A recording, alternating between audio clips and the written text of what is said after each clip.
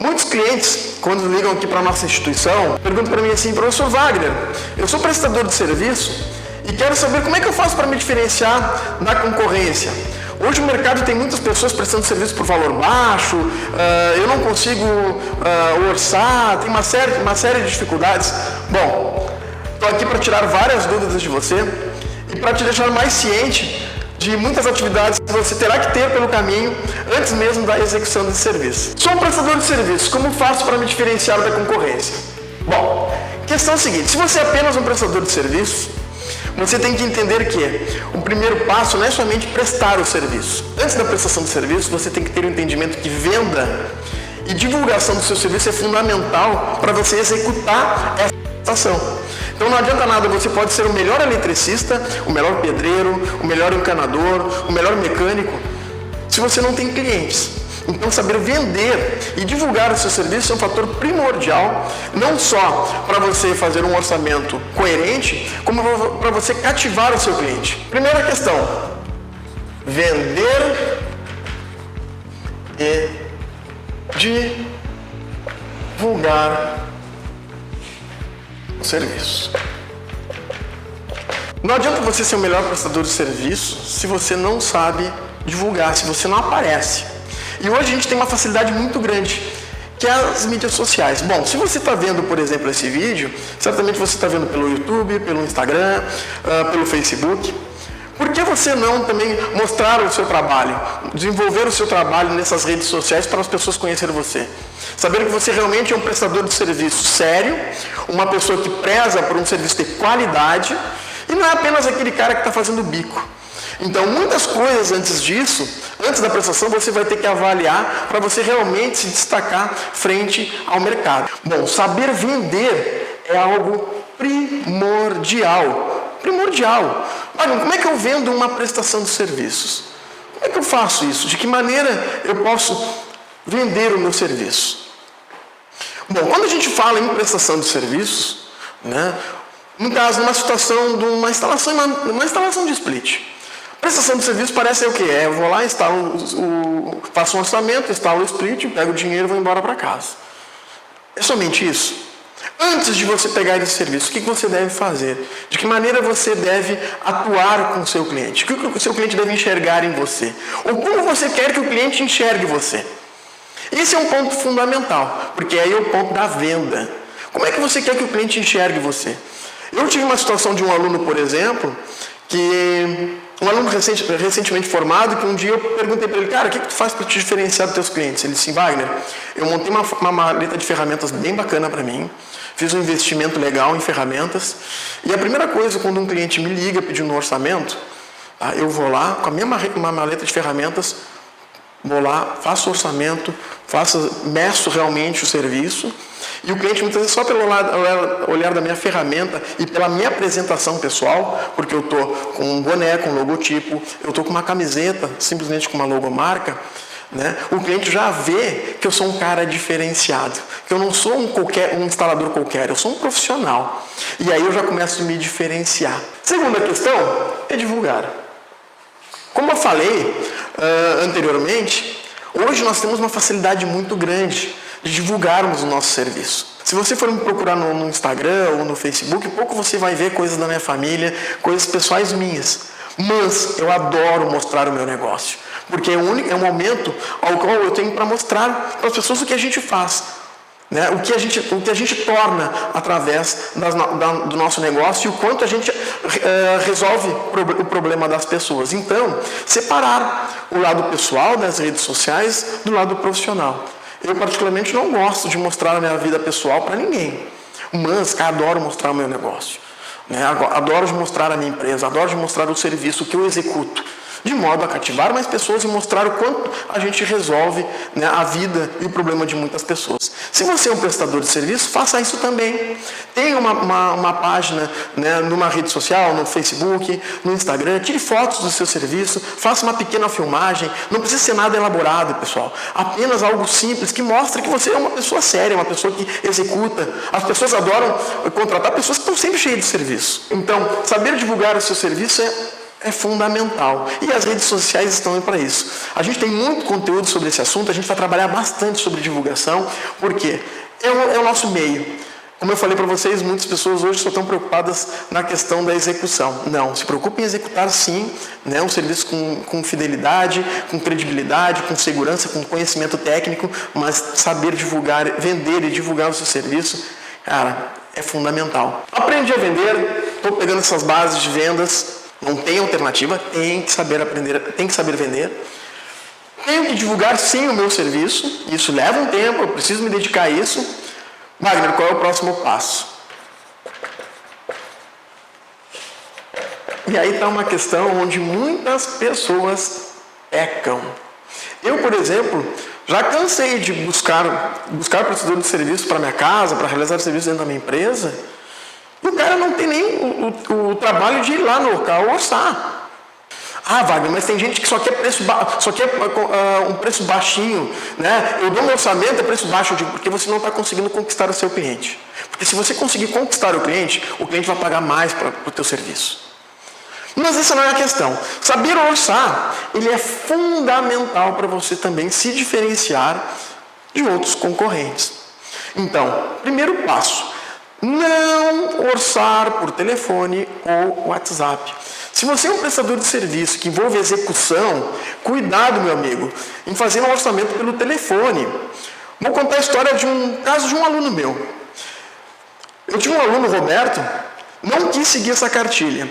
Um cliente pediu para ele orçar uma instalação de um split num apartamento e ele perguntou, mas que equipamento? Ah, é um equipamento de 9.000 BTUs. Mas o acesso para a instalação é super fácil. Quanto tu me cobra para fazer essa instalação? Ele disse, eu te cobro R$450. Aí o cliente desligou o telefone, passou um tempo, ligou para ele, Roberto, eu vou querer executar o serviço contigo, você pode ir lá executar o serviço na minha casa? Sim, não, posso. Marcaram um horário. O Roberto chegou lá para fazer a execução do serviço. O lugar onde tinha que instalar a condensadora não tinha acesso fácil coisa nenhuma. O acesso fácil que o cliente tinha dito para ele, talvez nenhum cliente soubesse que o acesso era fácil ou não era fácil. Tinha que usar um balancinho, tinha que fazer acesso por corda. Bom, moral da história. Aqueles R$450 que o Roberto tinha cobrado, não dava para fazer a execução do cliente. Você, se é um prestador de serviço, o que você faria nessa hora, neste momento?